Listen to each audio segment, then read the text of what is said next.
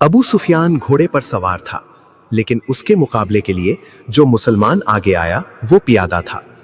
तारीख इसे हंजला बिन अबू आमिर के नाम से याद करती है।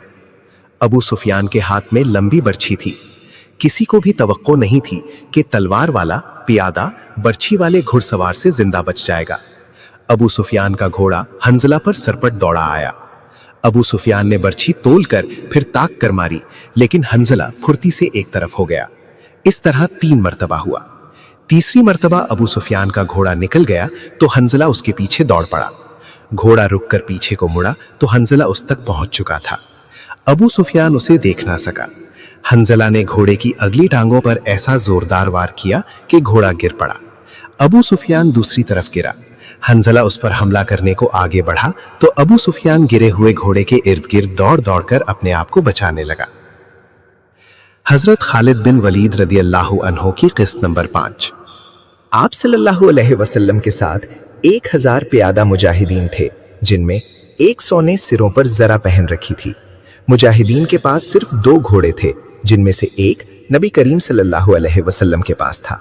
इस मौके पर मुनाफिकीन के निफाक का पहला खतरनाक मुजाहिरा हुआ, जो गद्दारी के मुतरादिफ था। मदीना के बाज ऐसे लोगों ने इस्लाम कबूल कर लिया था जो दिल से मुसलमान नहीं हुए थे। उन्हें रसूल सल्लल्लाहु अलैहि वसल्लम ने मुनाफिकीन कहा था। किसी के मुताल्लिक ये मालूम करना कि वो सच्चा मुसलमान है या मुनाफिक बहुत मुश्किल था। जब मुजाहिदीन मदीना से शेखीन की पहाड़ी की तरफ कूच करने लगे तो एक बाअसर आदमी जिसका नाम अब्दुल्ला बिन अबी था, रसूल सल्लल्लाहु अलैहि वसल्लम के साथ इस बहस में उलझ गया कि कुरैश का लश्कर 3 गुना है, इसलिए मदीना से बाहर जाकर लड़ना नुकसानदेह होगा। आप सल्लल्लाहु अलैहि वसल्लम ने मुजाहिदीन के दूसरे सरदारों से राय की तो अक्सरियत ने यह कहा कि शहर से बाहर लड़ना ज्यादा बेहतर होगा। आप सल्लल्लाहु अलैहि वसल्लम अब्दुल्ला बिन अबी के ही हम ख्याल थे, लेकिन आप सल्लल्लाहु अलैहि वसल्लम ने अक्सरियत का फैसला ही मंजूर फरमाया और कोच का हुक्म दे दिया। अब्दुल्ला बिन अबी ने शहर से बाहर जाने से इनकार कर दिया। इसके पीछे हटने की देर थी कि लश्कर में से 300 आदमी पीछे हट गए। तब पता चला कि ये सब मुनाफिकीन थे और अब्दुल्ला उनका सरदार है। अब 3000 के मुकाबले में मुजाहिदीन की नफरी सिर्फ 700 रह गई। रसूल अल्लाह सल्लल्लाहु अलैहि वसल्लम दिल बर्दाश्ता ना हुए और 700 ही को साथ लेकर कोहे ओहद के दामन में शेखैन के मकाम पर मुजाहिदून को जंगी तरतीब में कर दिया। खालिद ने एक बुलंद टेकरी पर खड़े होकर मुसलमानों की तरतीब देखी थी और उसने अपने सालार अबू सुफियान को बताकर अपने दस्ते की जगह तय कर ली। रसूल अकरम सल्लल्लाहु अलैहि वसल्लम ने मुजाहिदीन को कमोबेश 1000 गज लंबाई में फैला दिया। पीछे वादी थी। मुजाहिदीन के एक पहलू के साथ पहाड़ी थी, लेकिन दूसरे पहलू पर कुछ नहीं था। इस पहलू को मजबूत रखने के लिए रसूल ने 50 तीरंदाजों को करीब की एक टेकरी पर बिठा दिया। इन तीरंदाजों के कमांडर अब्दुल्ला बिन जुबैर थे। अपनी जिम्मेदारी समझ लो अब्दुल्ला, रसूल खुदा सल्लल्लाहु अलैहि वसल्लम ने उसे हिदायत देते हुए फरमाया, अपने अक़ब को देखो। दुश्मन हमारे अक़ब में नक्लो हरकत कर सकता है, जो हमारे लिए खतरा है। दुश्मन के पास घुड़सवार ज्यादा है, वो हमारे पहलू पर घुड़सवारों से हमला कर सकता है। अपने तीरंदाजों को घुड़सवारों पर मरकूज रखो, प्यादों का मुझे कोई डर नहीं। तकरीबन तमाम मुस्तनद मौर्रिखीन, जिनमें इब्न हिशाम और वाक़िदी खास तौर पर काबिल ज़िक्र हैं, लिखते हैं कि रसूल करीम सल्लल्लाहु अलैहि वसल्लम ने अब्दुल्ला बिन जुबैर को वाज़े अल्फाज में कहा था, हमारा अक़ब सिर्फ तुम्हारी बेदारी और मुस्तैदी से महफूज रहेगा। तुम्हारी जरा सी कोताही भी हमें बड़ी जिल्लत आमेज शिकस्त दे सकती है। याद रखो अब्दुल्ला, अगर तुम दुश्मन को भागते हुए और हमें फतहयाब होते हुए देख लो तो भी इस जगह से ना हिलना। अगर देखो कि हम पर दुश्मन का दबाव बढ़ गया है और तुम्हें हमारी मदद के लिए पहुंचना चाहिए तो भी ये जगह ना छोड़ना। पहाड़ी की ये बुलंदी दुश्मन के कब्जे में नहीं जानी चाहिए। ये बुलंदी तुम्हारी है, वहां से तुम नीचे इस तमाम इलाके के हुक्मरान होगे जहां तक तुम्हारे तीरंदाजों के तीर पहुंचेंगे। खालिद ने मुसलमानों की तरतीब देखी और अबू सुफियान को बताया कि मुसलमान खुले मैदान की लड़ाई नहीं लड़ेंगे। अबू सुफियान को अपनी कसीर नफरी पर नाज था। वो चाहता था कि लड़ाई खुले मैदान में यानी लामहदूद महाज पर हो, ताकि वो अपने प्यादों और घोड़ों की अफराद से मुजाहिदीन इस्लाम को कुचल डाले। खालिद को अपने बाप ने जंगी चालों की तरबियत बचपन से देनी शुरू कर दी थी। दुश्मन पर बेखबरी में पहलू या अकब से झपटना और दुश्मन को चक्कर दे देकर मारना, अपने दस्तों की तकसीम और उन पर कंट्रोल उसकी तरबियत में शामिल था जो उसे बाप ने दी थी। उसने तजुर्बेकार सरदार की निगाहों से मुजाहिदीन की तरतीब देखी तो उसने महसूस किया कि मुसलमान फन्नो हर्ब के कमालात दिखा सकते हैं। अबू सुफियान अपनी फौज को मुसलमानों के बाले मुकाबिल ले गया। उसने घुड़सवारों को मुसलमानों के पहलुओं पर हमला करने के लिए भेजा। एक पहलू पर खालिद और दूसरे पर मुकर्रमा था। दोनों के साथ 100 घुड़सवार थे। तमाम घुड़सवारों का कमांडर अम्र बिन अल आस था। प्यादों के आगे अबू सुफियान ने 100 तीरंदाज रखे। कुरैश का परचम तलहा बिन अबू तलहा ने उठा रखा था। इस जमाने की जंगों में परचम को दिल जैसी अहमियत हासिल थी। परचम के गिरने से फौज का हौसला टूट जाता और भगदड़ बच जाती थी। कुरैश ने जंग की इब्तिदा इस तरह की कि उनकी सफ़ों से एक शख्स अबू आमिर फासिक आगे होकर मुजाहिदीन के करीब चला गया। उसके पीछे कुरैश के गुलामों की कुछ तादाद भी थी। अबू आमिर मदीना का रहने वाला था। वो कबीला औस का सरदार था। जब रसूल करीम सल्लल्लाहु अलैहि वसल्लम मक्का से हिजरत करके मदीना गए तो अबू आमिर ने कसम खाई थी कि वो आप सल्लल्लाहु अलैहि वसल्लम को और तमाम मुसलमानों को मदीना से निकाल कर दम लेगा। इस पर एक बड़ी ही हुसीन यहूदन का और यहूदियों के मालो दौलत का तलिस्म तारी था। यहूदियों की इस्लाम दुश्मन कार्रवाइयाँ ज़मीन दोज होती थीं। बज़ाहिर उन्होंने मुसलमानों के साथ दोस्ती और फरमाबरदारी का मुआहदा कर रखा था। अबू आमिर कुन्ही के हाथ में कठपुतली बना हुआ था, लेकिन उन यहूदियों ने उसे कुरैश का दोस्त बना रखा था। अब मुजाहिदीन कुरैश के खिलाफ लड़ने के लिए मदीना से निकले तो अबू आमिर कुरैश के पास चला गया। उसके कबीला औस के बहुत से आदमी रसूल करीम सल्लल्लाहु अलैहि वसल्लम के दस्ते मुबारक पर इस्लाम कबूल कर चुके थे और वो कुरैश के मुकाबले में सफारा थे। अबू आमिर आगे चला गया और मुजाहिदीन से बुलंद आवाज से मुखातिब हुआ। रसूल करीम सल्लल्लाहु अलैहि वसल्लम ने उसे फासिक का खिताब दिया था। कबीला औस के गैरतमंद बहादुरों, अबू आमिर फासिक ने कहा, तुम मुझे यकीनन पहचानते हो, मैं कौन हूं? मेरी बात गौर से सुन लो। वो अपनी ललकार पूरी ना कर पाया था कि मुजाहिदीन इस्लाम की सबसे कबीला औस के एक मुजाहिद की आवाज गरजी, ओ फासिक बदकार, हम तेरे नाम पर थूक चुके हैं। खालिद को वो वक्त याद आ रहा था।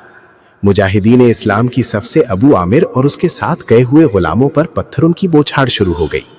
मुअर्रिख लिखते हैं कि पत्थर बरसाने वाले कबीला औस के मुजाहिदीन थे। अबू आमिर और गुलाम जो मुजाहिदीन के पत्थरों की जद में थे, एक एक दो दो पत्थर खाकर पीछे भाग आए। यहूदी मदीना में बैठे लड़ाई की खबरों का इंतजार कर रहे थे। जिस यहूदन के तलिस्म में अबू आमिर गिरफ्तार था, वो अपनी कामयाबी की खबर सुनने के लिए बेताब थी। उसे अभी मालूम ना था कि उसके हुस्नो जवानी के तलिस्म को मुसलमानों ने संसार कर दिया है।